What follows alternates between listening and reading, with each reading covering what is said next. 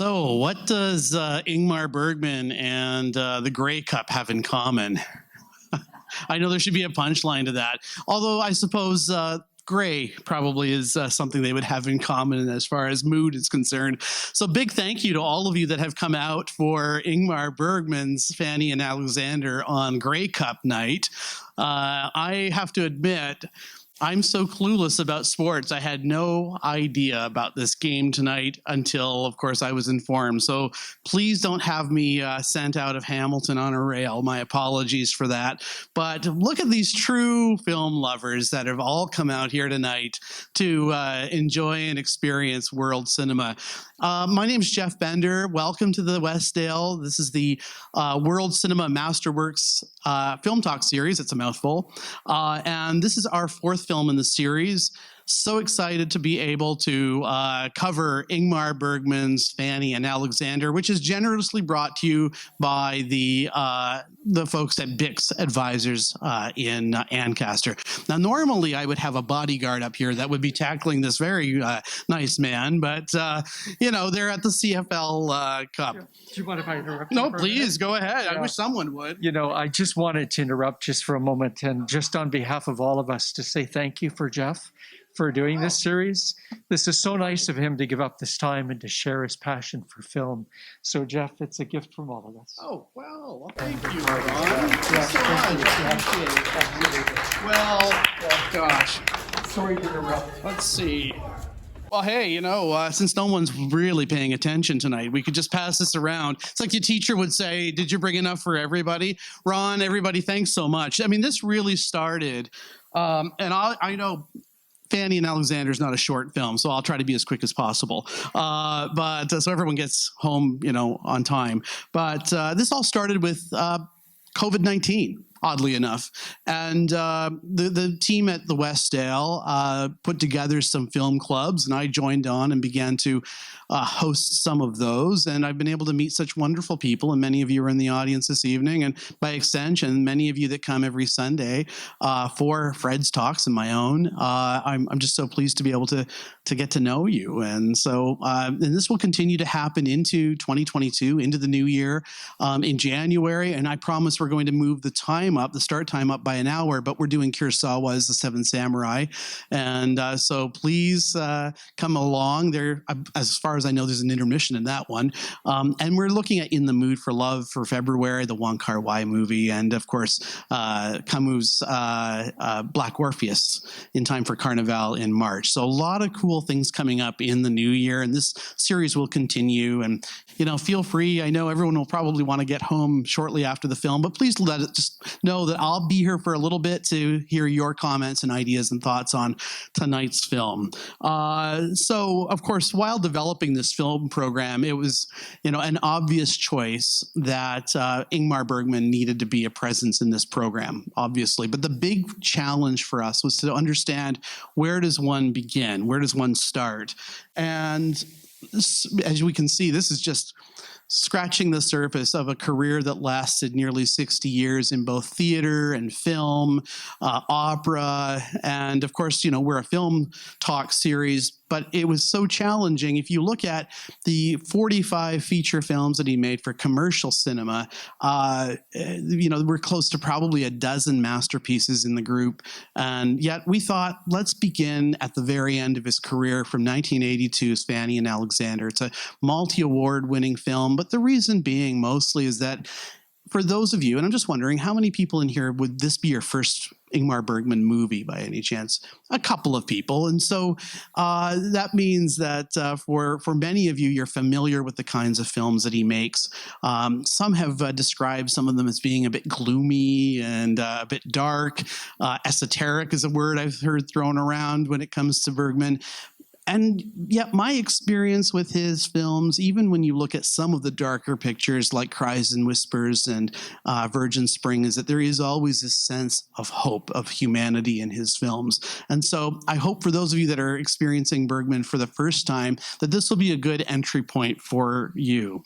He happened to He'd been in exile for a little period of time in Germany due to some financial challenges he'd had with his film company. He was cleared. His name was cleared eventually, but he came back to Sweden on a rather large success with a film called Autumn Sonata in 1978 with Ingrid Bergman, the Hollywood film actress.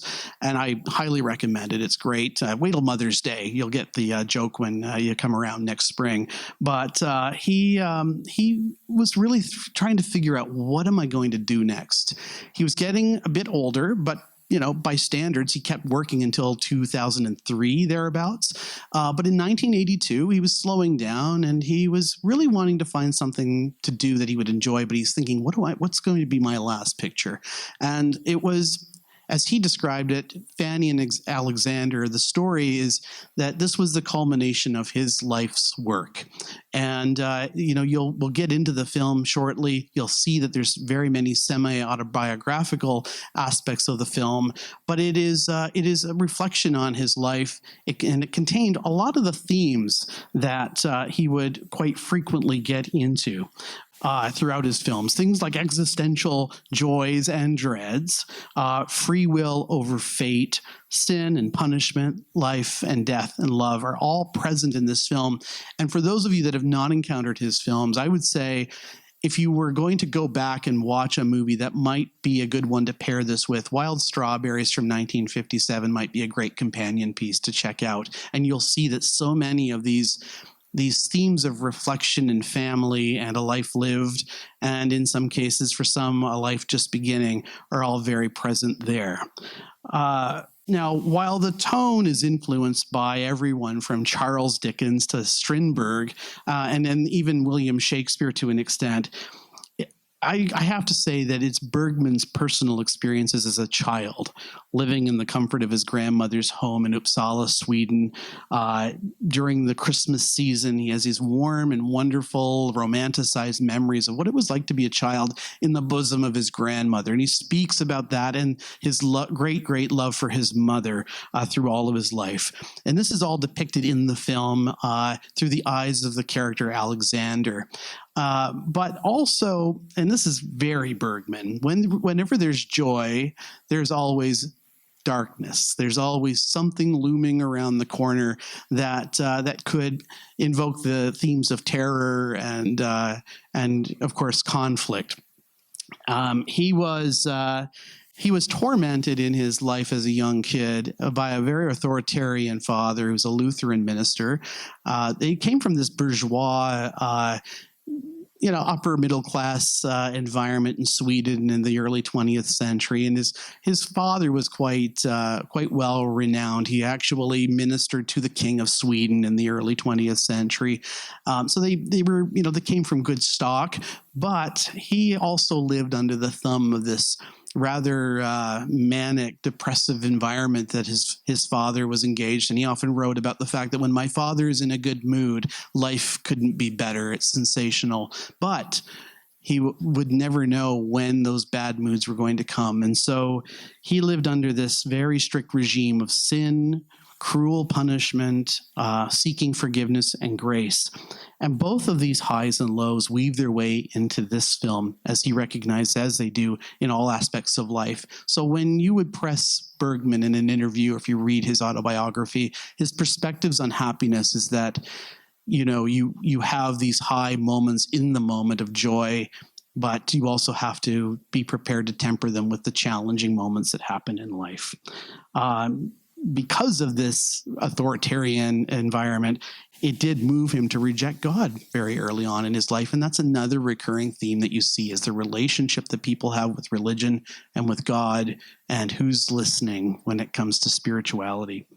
A number of years ago, I had an opportunity. I don't know if anyone here in the audience got an opportunity to see Lev Ullman, who was Bergman's collaborator both in art and in life. For many, many years, they had a daughter together.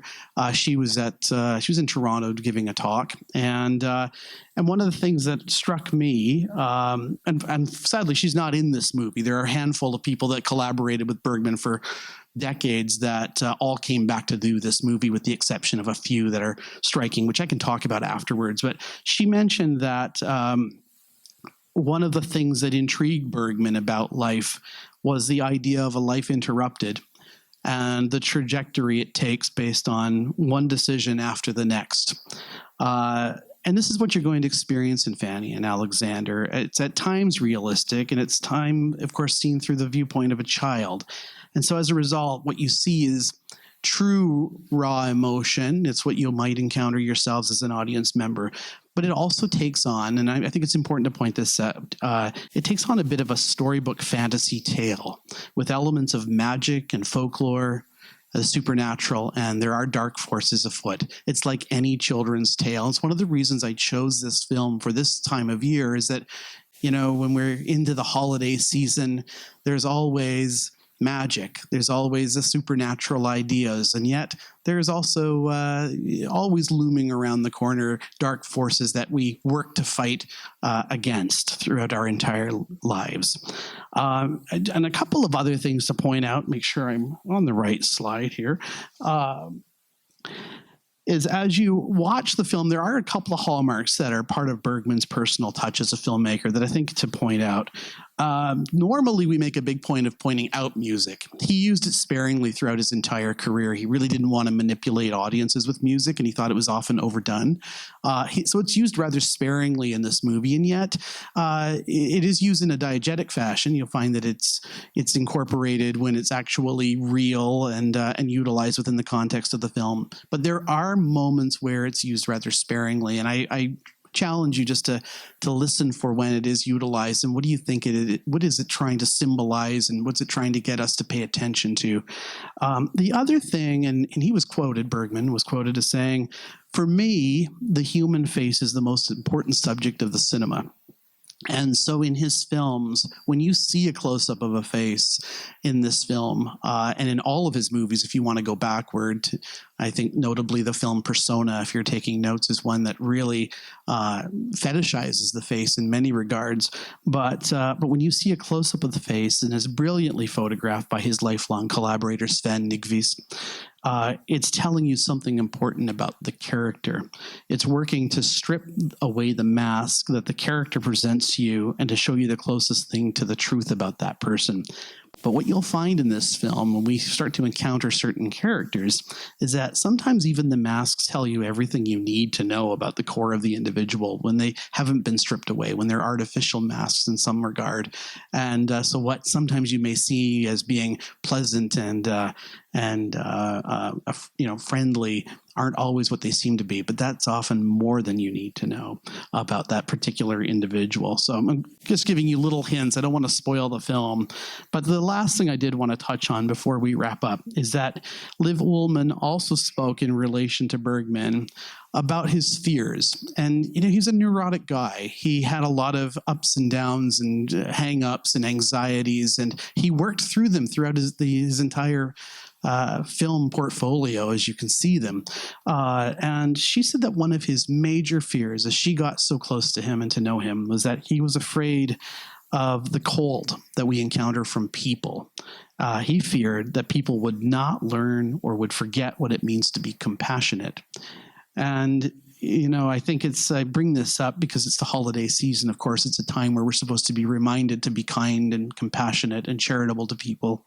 And yet it was something that he was concerned about all of his life. And even though at times, and I think if after seeing Fanny and Alexander, you choose to go back and acquaint yourself with his old films, you'll see even in the midst of some of the heaviest moments that he depicts on screen, it's the kindness and it's the compassion and the caring for others in his films that have the greatest emotional impacts in his movies. And so I think there are a handful of them in this film where you look for the compassionate people. And that's what he was truly interested in, was where are those people? Who are they? And what impact do they have on our lives? So I hope you'll enjoy the film. As I mentioned previously, there are some supernatural elements to it. It's our responsibility to either believe them or not. But I'd love to, if you have time afterwards, I'll be here again. But I don't have much to say beyond what I've brought here, but I would love to hear your comments, your ideas, your perspectives. And if anyone has a corkscrew in the audience, I'll be just at the back. Feel free to bring your cup and enjoy Fanny and Alexander, everyone.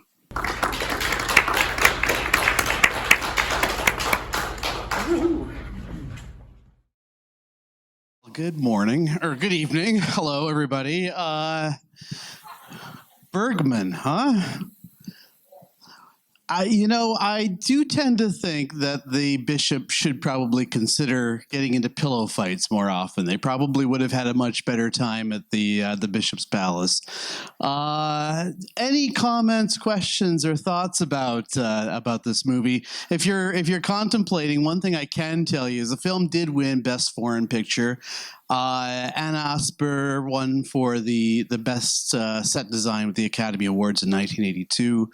It won Best Cinematography for Sven Nykvist, and of course, it was also it won for Best Costumes. Did not win for director or for writing, but nonetheless, it's been certainly celebrated an awful lot. Now, what would happen, and you were maybe sometimes as you were watching the film, you're thinking, goodness, the transitions just sort of happen very abruptly. They had shot 25 hours of film, and Bergman's screenplay was 1,000 pages long. So it was a whole tome, essentially. But when they were editing after the fact, he was in his mind going to design and develop something for Swedish television, in which he worked quite extensively. And beyond this film, he still continued to develop and create screenplays, and he made the odd film for Swedish television. But there is a television version of it available in 5 parts. It's about an hour to an hour and a half at each part. And there are some moments that are missing from the film that I think served the film very well. The brothers, the uncles coming to confront the bishop, for instance, at one point, gives them a little bit more depth of character. But of course, we didn't watch that this evening. Instead, we watched this particular theatrical version. And I'm just curious if anyone had any comments or questions I could address, or would love to hear your perspectives. At the back there, yes, sir. I thought it was great. I just have a question. When the Jewish fellow was kidnapping the FANNY and Alexander, and the bishop went upstairs, and there were 2 children lying on the floor. Where did they come from, please? Well, isn't that a great mystery? And you know, I've watched this movie for the past 20 years, and I've done an awful lot of research to try to figure out what on earth happened there, and it's inexplicable. There's really, Bergman doesn't even have a real explanation of this. It is simply, there's something folkloric about it, and it is, I think, in Bergman's way, which he does an awful lot throughout his films. If you've seen Persona, for instance, he loves to be able to take the minds of his audiences and twist them and push them a little bit to see whether or not will they still come along for the ride after these kinds of things happen. There is a moment in Persona where you have 2 characters that begin to meld together, and I won't give it, I mean, I'm not giving much away, but what happens is that there's actually a 35 millimeter reel break and that happens within the screen. And everyone in the theaters back in 1966 thought, oh, our film is broken down here. Do we get up and leave or ask for our money back? And then it comes back and the film continues. He's pushing and pushing his audience. There's a moment when the wife has this primal scream after her husband Oscar has died and he's laid to rest. A normal director would have had 1, maybe 2 screams, but to let that scene go on for nearly 2.5 minutes constantly is Bergman's way of really pushing you as far as he possibly can. And I can say this, he was being rather gentle to the audience in this particular film. One of his associates said to him, you know, Ingmar, why do you always make such gloomy movies? He said, you're a really funny guy. Why don't you make a movie with a little sense of humor now and again? And so, this was one of his responses. But to your question, because I'm curious, is there anybody here that has a theory about what happened in that scene? And sir, at the back, if you have a theory, I'm totally open. Yes, ma'am. My theory is that we are seeing life through the eyes of this kid. And, life doesn't make sense a lot of times to kids. Things happen, they dream, they don't know. And I think it was a fabulous film. And I don't need the explanation, It's just this child's experience of growing up in this incredibly rich and complicated society. So that's my version of it. I like your version of it. I think there are some things I just go along with in films, and of course, we know there's a shift happening at this particular stage when we've seen elements of the supernatural occur, and then this particular element happens here with Mr. Jacoby. Yes, sir. No, so this is my theory. With the hairstyle of Emily, she didn't look familiar to me. And to me, that trio of mother and two children laid out made me think of the mother and two children who had died, who had drowned. And when he went up there, maybe he was imagining he was seeing the two drowned children and the drowned wife. I mean, that's the only one I can come up with, so he was hallucinating because he was in a moment of heightened terror of losing more children, because we find out he did actually like the children and he really did think he was doing the right thing. So he was genuinely panicking. So you asked for a theory, there you go. That's the wonderful thing about movies, is the interpretations and the conversations we can have, and seeing things from a different point of view. So I love it. I can say from Alexander's point of view, in which we see much of this movie depicted, as you rightly mentioned, this is Ingmar Bergman channeling his childhood through this particular character. He was quite well known and had a reputation for spinning tall tales amongst his cousins and his brother and sister. The reference to being sold off to the circus is actually something Bergman told his teacher and his fellow classmates, and that incident really did occur, and he did have to be punished and had to ask for forgiveness and all of the rest of it. As a matter of fact, the cubbyhole that the bishop references was real. It existed. He was put in that cubbyhole as a child, and he recalled having mice nibbling at his feet in this environment. He was even forced to wear a dress and march in front of his family as punishment. So it was pretty cruel household that he lived in, and yet it had this other loving aspect to it. And so when you see the bishop at the very end saying, "You can't escape me," supernatural, or is it possibly metaphorical? Because for Bergman, all his life, though he no longer believed in God and he really didn't have a religious perspective any longer, he did believe in a spiritual life. And he also recognized that these very impressionable moments that occurred as a young boy could never leave him. They're always part of his constant existence, always wrestling, always fighting about the guilt that he carried with him throughout his entire life. He used to say about death, and death is in all of his movies. It's a theme about what happens next, what occurs after we die. And he had this comfort for himself that he felt it was like turning a light off. And that, as we see Gustav Adolf at the end talking about, living in this little world, and, all we have after he goes on about how horrid the world can be is that we're happy, and we're happy now, and that's what we know. And that was the true life philosophy of Ingmar Bergman. Mind you, as he got a little older, he did believe or hope that there was something beyond this form that we're in today, and maybe there is something ethereal that he could strive for.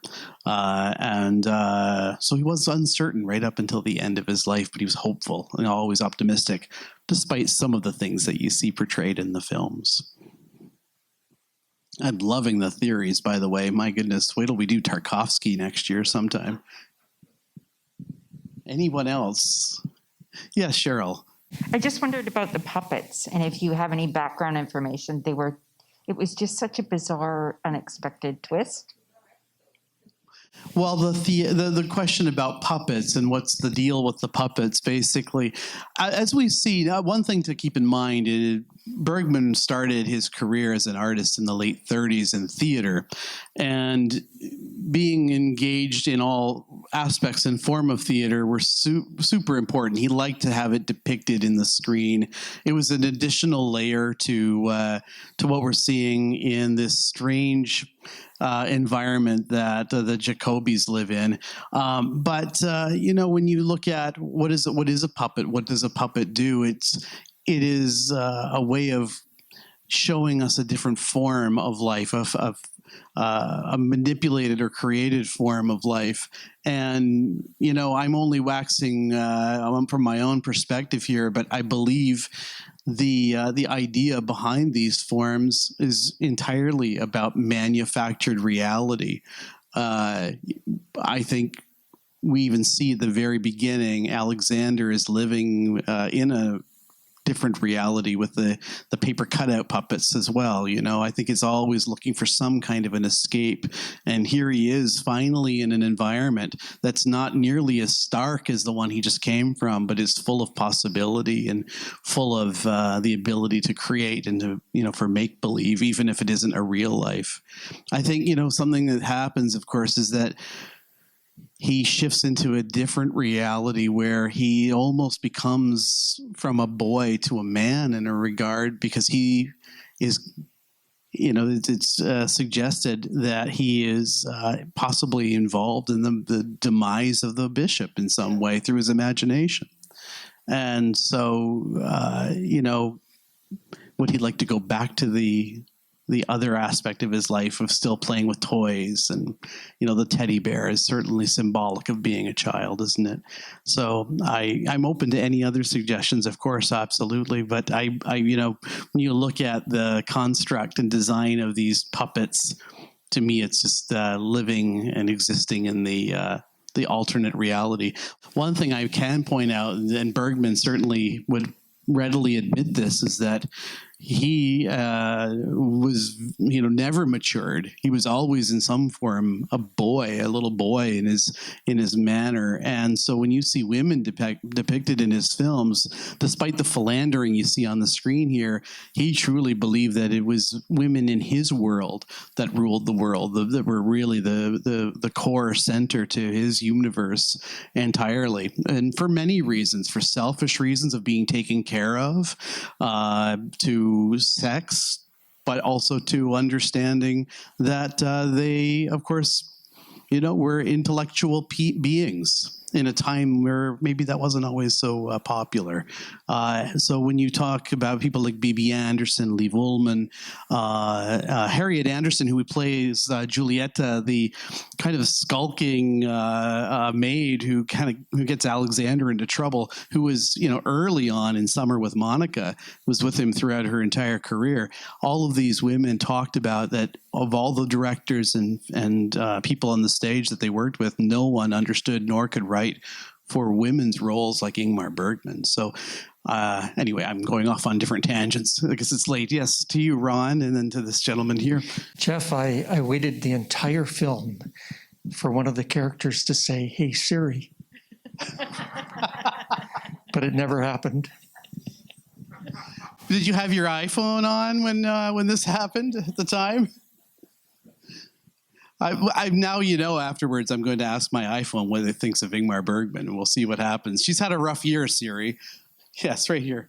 You're mentioning Bergman in women's roles, but I was surprised Fanny didn't play a larger role in the film.